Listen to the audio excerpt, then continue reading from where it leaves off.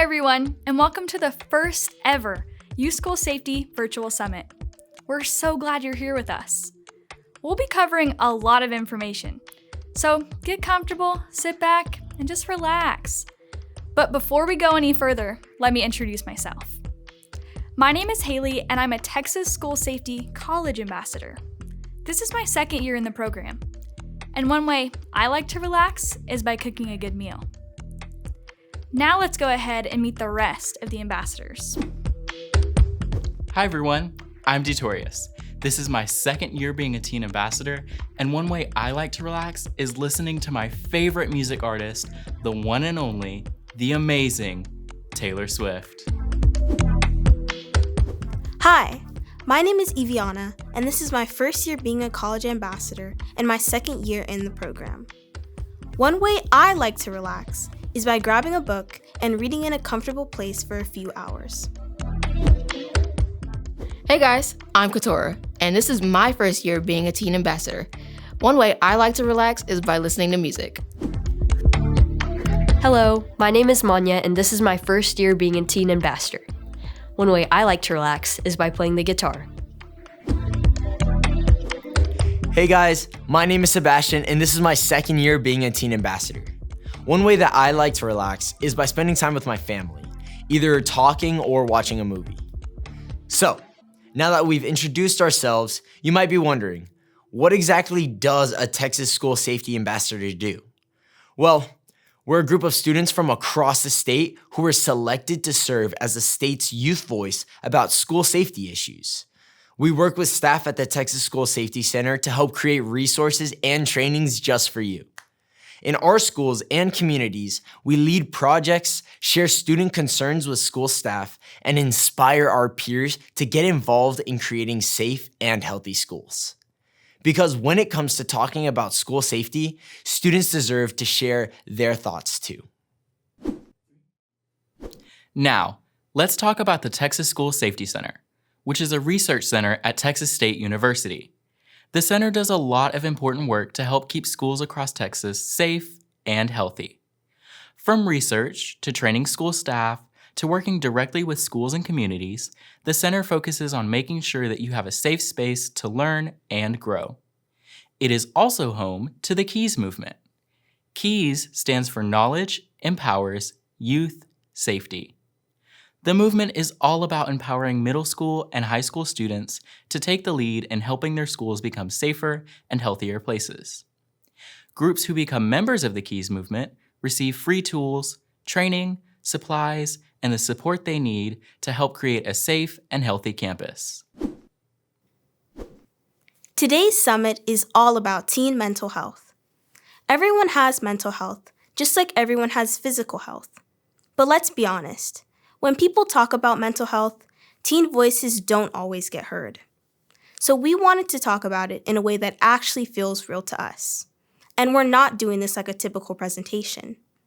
Every topic you're about to see will be presented as its own podcast episode. Different voices, different styles, different perspectives. Because there isn't just one way to talk about mental health, and there isn't just one way to experience it. First, we'll break down what mental health really means, kind of like a quick, deep dive episode, and talk about some common mental health challenges teens face. Then, we'll have an honest, back and forth conversation about what mental health actually feels like from a teen perspective. After that, we'll step into more of a wellness host mode and share practical skills you can use when stress starts to build up. And finally, we'll tell a real story about what it looks like when someone might be struggling, how to show up for them, and where to find real support. Mental health can be confusing sometimes, and you don't have to have everything figured out right now. But by the end of this summit, you'll have a better understanding of what mental health means and what you can do to take care of yourself and each other. And with that, welcome to the Youth School Safety Podcast Network.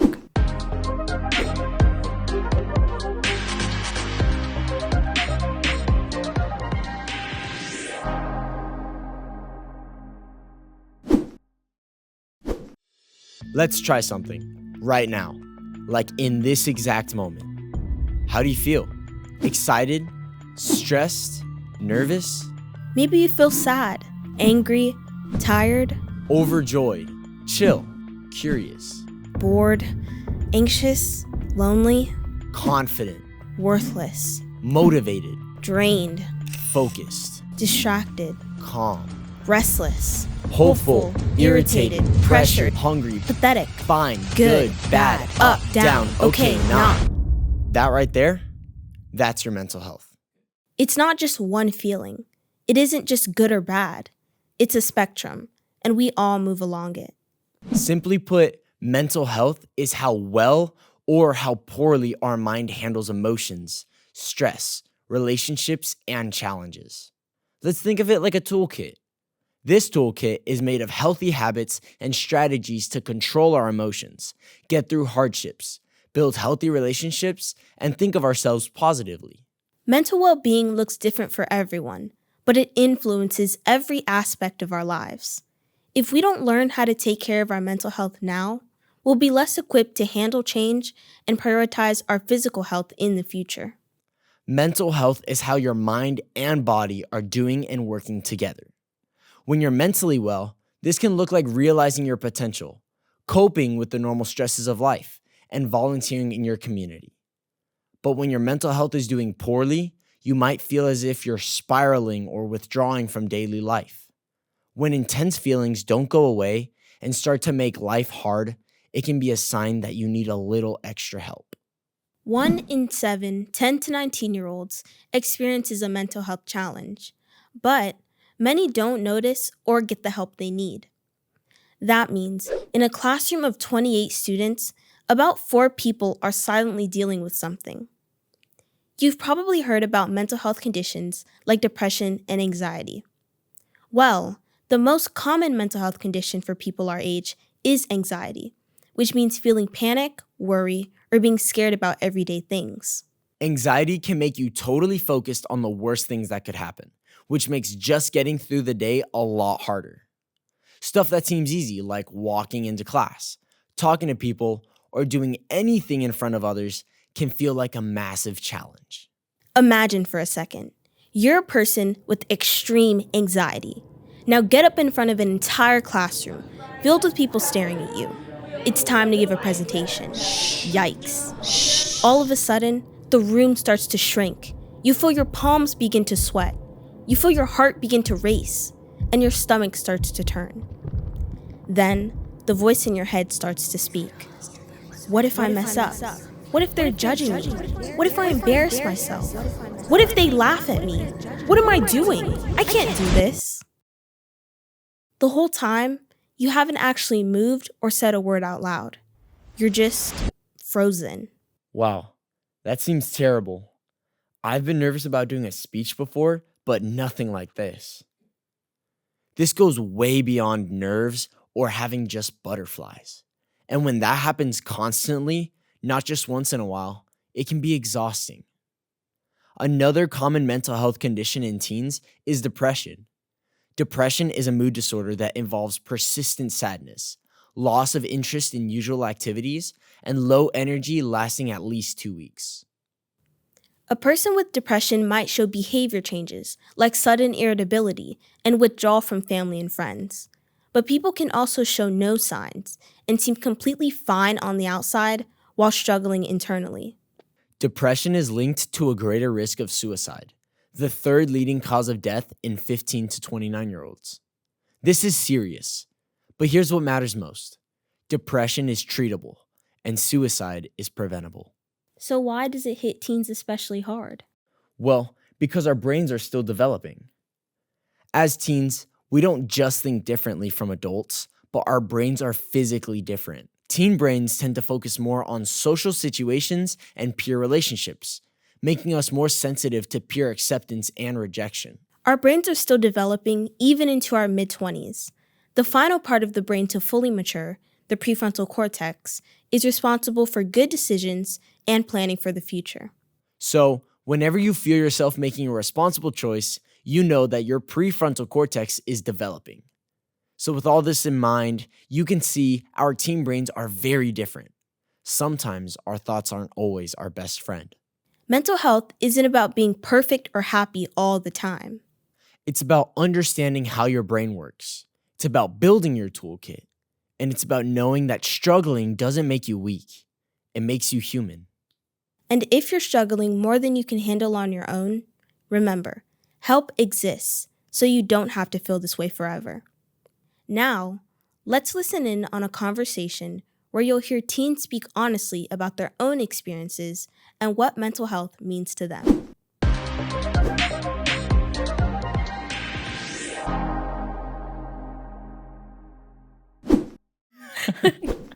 Are we good? All right. Let's just get right into it then. All right. Haley, you're turning 20 this year. Yep. In just a couple of months, which feels crazy. Yeah. I still feel like I need to ask my dad permission to go places. So, That has to be a weird transition. yeah, it definitely is. But since we're talking about mental health today, here's my first question for you. What did mental health feel like when you were a teenager? That's such a good question. I guess I would say loud, for sure. Like everything was amplified. If something small happened, it didn't feel small. It felt like my entire identity. Does that make any sense? Oh, yeah. That's happened to me many times. Like literally just this week, I got a bad grade on my biology exam. What grade did you get? I got a 28. Oh my gosh. We'll talk about that more after. Yeah. But I mean, I spent so much time trying to convince myself that that grade wasn't the end of the world. And to be honest, I'm still not convinced. Right. I still feel that way sometimes. So now that you're all grown up, can you give me an example of something like that happening to you and how you view it differently now? Yeah. So my sophomore year, I had to go in for a STAR test. We all know about those. And I woke up super late. So I had to skip breakfast. Yeah. And I went in and everything was fine. And in the middle of my test, my stomach, I don't know why this is a universal experience too. My stomach started growling so loud. I thought Yeah. that the classroom next to me could hear it. It was so loud. People were looking at me and like giggling, and I was just so embarrassed. I thought about it for days. For days? Days, yeah. I kept like replaying it in my dreams. Oh, yeah. Yeah. I mean, that makes sense because I've been rethinking my studying habits daily since I got that 28. So, yeah, that makes sense. That's what I mean. When you're a teenager, those feelings don't just feel temporary. They feel like your entire identity. If you mess up once, you feel like that one mistake defined you. Yeah, you feel like you're going to be known as the hungry girl for forever. Right. That's what I mean. But it feels permanent. Exactly. And you don't even have the language for it half the time. Right. I didn't know what anxiety was. I just thought my heart racing before school was a normal thing. Right. And I thought being overwhelmed about everything was just a part of being a teenager. Yeah, and that's because nobody tells you what's normal. So you just assume that you're the only one who's struggling. And you're not. Everyone else is just quieter about it. It seems obvious to look back now, but yeah, we're all going through things. Oh, yeah. And honestly, kind of talking about what everyone's going through, that leads into social media, which we have to talk about. We do, unfortunately. Okay, here's my question about social media. What do you see differently now that you're all grown up? Oh, man. I guess I would say that comparison culture is way worse than we want to admit. I used to get up in the morning and just get on my phone and scroll for like 10 minutes, and then suddenly I felt like my entire life was behind schedule. Yeah, and honestly, behind is a really great way to describe it because there's this pressure to have it all figured out now, but you really just can't. Like, Right. I wanted to know exactly what college I was going to, exactly what career I was going to do. Yeah. And that pressure felt so strong that I just ended up picking a career. I thought I wanted to be an attorney, but really I'm more passionate about being an English teacher. I can definitely see you as an English teacher. Yeah. And honestly, being an English teacher is a lot better than an attorney. So, what other ways has comparison culture affected you? I guess I would say that the college and career part wasn't really something I struggled with. I always knew what college I wanted to go to, and I always knew what career I wanted to do. But looking back, even now, I struggle with friendships. I would always see people posting a perfect friendship or a perfect relationship. And I would just be thinking, I really missed the meeting where we all talked about that aspect of life. Yeah, but it's honestly just because you're comparing your normal Tuesday afternoon sitting on the couch Yeah. to someone else's perfect showgirl moment. Yeah. And people have gotten really, really good at only showing the best parts of their lives. I am guilty of that. Yeah. 100%. I would always post like pictures and videos after my trips of me like smiling, having a Oh, good yeah. time. And I would be driving myself crazy and angry the whole day. Yeah. Posting even comes with its own set of hazards because those awkward phases that you post when you're really young never Right. disappear. And my middle school teachers were not lying when they talked about digital footprint. Right. Yeah, 100%. I am especially embarrassed when I look back and see those old Facebook posts that my dad posted on Facebook. Yeah. Oh my gosh. Do not get me started on Facebook because Halloween 2019 haunts me to this day on Yeah. Facebook. Yeah. But no, seriously. Then people start looking for approval through numbers, through their likes, view counts, and followers. Yeah. All they care about is going viral. Yeah. I actually turned my like counts off around Yeah. 2 years ago, maybe. Really? Yeah. Wow. I was refreshing my posts like, honestly, like it was my job. Yeah. If somebody didn't like my post, I was wondering why and chasing them down in the hallway and wondering why somebody didn't view my story for as long as somebody else did. Yeah. Oh my gosh. That feels so exhausting. It honestly really was. You know, I deleted all social media for a month. Yeah. Not because I hated it, but I did need a break from comparing myself constantly. Yeah. And that's a really hard thing to do because you are letting go of that constant comparison and almost like attention seeking feeling. Yeah. Yeah. Yeah. It was definitely difficult, but it wasn't as bad as I thought it'd be. So. Yeah. But I also don't want to gloss over the social pressure part of it. Yeah. Because that's a really big thing at our age when you're Yeah. trying to fit in and trying to find your group of people. It's something that's super important, but it's not exactly easy to do. Yeah. It's all flooding back to me now. There's just so much going on in middle and high school. And honestly, we could talk about that all day, Yeah. but for time's sake, I want to move on and talk about this last question I have for you. Okay. Haley, are teenagers doomed? No, I don't think so. I have a lot of faith in them actually. Good. Okay. We talked a little bit about this earlier, and I asked you to remember what you said because I really liked what you said. Okay. If you could say one thing to the teenagers of today, what would it be? I do remember. And it's that most feelings are temporary, even if they don't feel that way. I know it doesn't seem like it now, but it's true. Like that embarrassing moment about my stomach growling. I hadn't even thought about that until we spoke about that today. And now when I look back, I think it's funny. If you look back at your past self and you think, what was I doing? That just means that you're growing. We all know that no two people are alike. So why do we try to convince ourselves that we should be? Wow, Haley. I really wish I had you there to tell me that when I was younger. Thank you. Okay, that's all the time we have for our section, but I'd like to continue this conversation. Should we pass it off to our wellness guru? Absolutely. You guys are going to love it.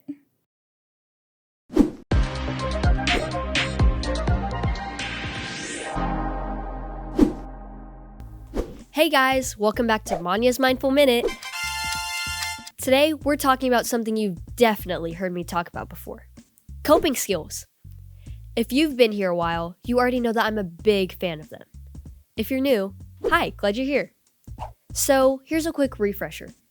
Coping skills are just the things we choose to do to help our minds and bodies handle stress in healthy ways. So, it's a pretty big deal. Let me just give you some examples. Have you ever had one of those days where, I don't know, maybe you have a test tomorrow, you have a pile of assignments due, someone left you on red, your group project is basically just your project, and you've been walking around all day with a stain on your shirt that no one told you about? Sound familiar? Yeah, those days, they happen to me, you, and literally everyone, and they can be really hard. You know that moment where everything stacks up and your brain goes, nope, these are problems for later. Usually, we want to just scroll on our phones and pretend our problems don't exist. But it's important to ask yourself, how can I deal with this in a way that will actually help me? Because when I asked myself that, I realized I don't need 20 coping skills. I need a few that I can reach for without thinking. So I made a list. I think this might be the most important list I've made this year. Not because it's cool or sounds good. I really think these 5 things genuinely change how I handle stressful days. I'm sharing them with you because if they help me, I know they will help you. So here we go. 1. Breathe on purpose. I'm not talking about dramatic breathing, but slow, steady breaths. Inhale, hold, exhale, and then repeat. When you slow your breathing like this, you calm your nervous system.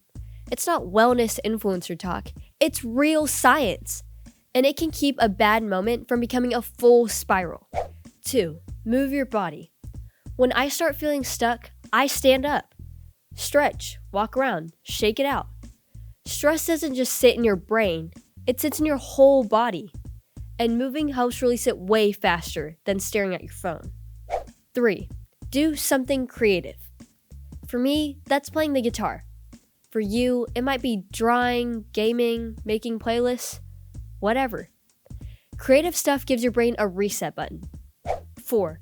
Journal it out. When my thoughts get loud, I write them down. It doesn't have to be neat or organized. You just have to be honest with yourself. Once your thoughts are on paper, they feel smaller. This thing knows everything. See? This one entry literally just says, "What is happening?" 5. Talk to someone.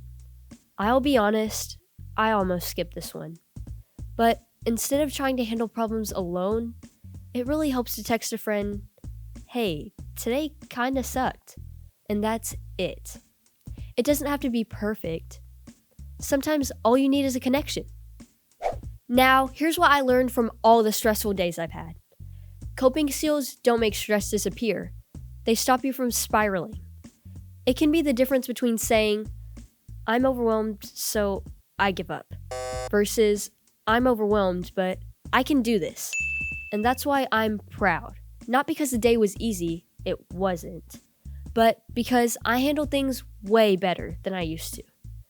If you're sitting there thinking, "Cool, Manya, but I still spiral sometimes."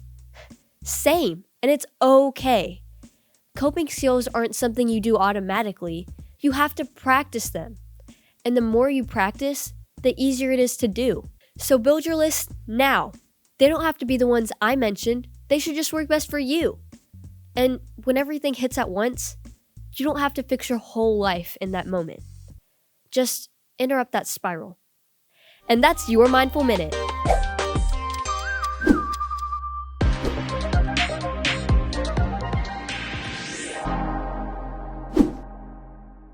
Susanna had gotten really good at pretending. Pretending she was fine. Pretending she wasn't tired all the time.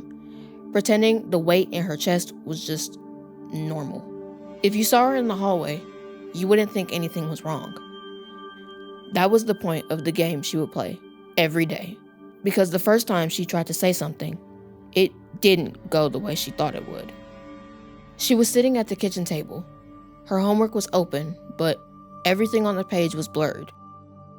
Her pencil moved in circles with her hand, subconsciously drawing circles into the paper. She said it quietly. "I don't think I'm okay." She didn't even realize she said it until she felt her mouth moving. It didn't even sound like her voice. Her mom froze. Not angry or yelling, but a subtle twitch of the eyebrow. Susanna couldn't decide what scared her more, the silence or what was going to come next. Then came the words that no child wants to hear. "You've always had a flair for being dramatic. I honestly don't even know why you would say something like that. You're fine. You know what's not okay? These dishes in my sink." And that was it. Conversation over. When someone slams the door in your face like that, you don't knock again. So Susanna stopped talking about it. But silence doesn't make things lighter. It just makes them heavier, while feeling more alone. A few months later, The pretending had turned into distance. She laughed less and became more prone to irritation. Instead of sitting in the middle of group photos, she would opt out of them entirely. Her friends noticed it. They talked about it in messages or when it came up in conversation, but nobody did anything, except Brian. It wasn't dramatic. It wasn't a big intervention. It was just a Tuesday. Equipment room, after school.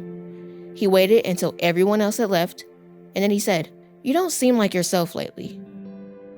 Not, "What's wrong with you?" or "Why are you acting weird?" Just, "You don't seem like yourself." She shrugged and said she was fine. He didn't argue or push for answers, nor did he try to fix it. He just nodded and put his hand on her shoulder. Their silence interrupted by, "Okay, but if you're not, I'm here." And something shifted, not because he solved it or because he gave advice, but because he didn't dismiss it. He didn't judge it or minimize it. He just made space. And research actually shows something powerful about that. When someone responds with simple validation like, "That makes sense. I'm glad you told me," or "I can see why you'd feel that way," anxiety goes down, isolation goes down, hope goes up. Sometimes help doesn't start with a hotline. It starts with one interaction, with one person, like Brian. A few weeks later, Susanna tried again with her mom, and this time it was going to be different. This time, it wouldn't be just, "I'm not okay." Instead, she said, "Mom, can we talk? I just want you to listen and not interrupt me. I think there might be something wrong." That changed everything. Her mom didn't freeze this time. She called into work, took the day off. She even made Susanna's favorite tea. They sat in the living room, not solving everything, just talking. And then they did something even more important. They found help outside their home. If you don't know how to ask for help, start simple. You don't need the perfect words. You can just say, "I haven't felt like myself lately. I don't want any advice right now. I just need someone to listen. I think I might need help." It might feel terrifying, like everything could get worse, but staying silent almost always makes it worse. And here's something important. Sometimes what we call just stress is actually something more. If you or someone you know are having constant headaches or stomach aches with no clear reason, sleeping way more or less than usual, snapping in anger, having nightmares, feeling restless all the time, or slowly pulling away from friends and activities, that's not weakness. That's a sign. Here's a simple rule. If it's not going away, if it's getting worse, or if it's interfering with your daily life, like school, sleep, your health, or relationships, it's time to tell an adult. And sometimes it's more urgent than that.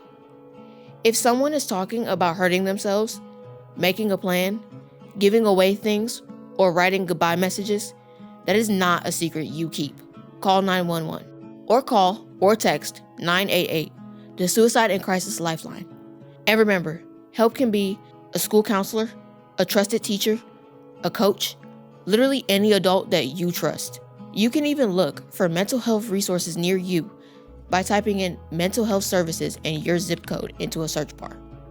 There is always another door, even if the first one didn't open. Susanna thought asking for help would make her weak, but it didn't. It gave her strength. And if you see someone struggling, be like Brian. Have the courage to check in on a friend.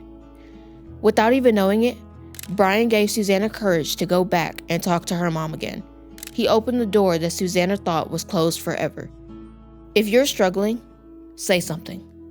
Because the moment you speak up is the moment you stop being alone.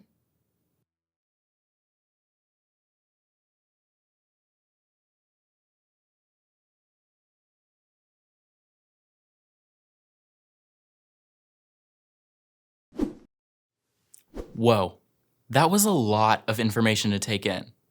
So here's a recap. Today, we define what mental health is, some of the common challenges teens may experience, and how teen brains can affect emotions, stress, and decision making. We also had an honest conversation about what mental health looks like to teens like us, the pressures we face, and the challenges we deal with. We shared a few skills you can use when life feels overwhelming, and finally, we learned how to recognize signs that someone might be struggling in ourselves or in others, and where to go for support. If there's one thing we hope you remember from this summit, it's this: you're not alone. It's okay to talk about mental health. It's okay to ask for help when you need it. And if you notice someone else is going through a hard time, reaching out and showing that you care can make a real difference. Taking care of mental health starts with speaking up, supporting each other, and knowing that help is always available. We want to encourage you to do more with the information that you learned today. Get involved with our Keys movement. Any student or club can join for free and receive instant access to resources, training, projects, and guidance on how students can create a safe and healthy campus. You can also follow us on our social media at TXSSC Youth to keep up to date on everything the ambassadors and other Keys groups are doing throughout the year. And if you think you have what it takes to be a leader in school safety, apply to be a Texas School Safety Teen Ambassador. Who knows, maybe you'll be here next year helping us educate millions of Texas youth. Thank you for being here, for listening, and for showing up for yourself and others. Take care of your mental health and each other. Thank you guys so much for watching. Bye.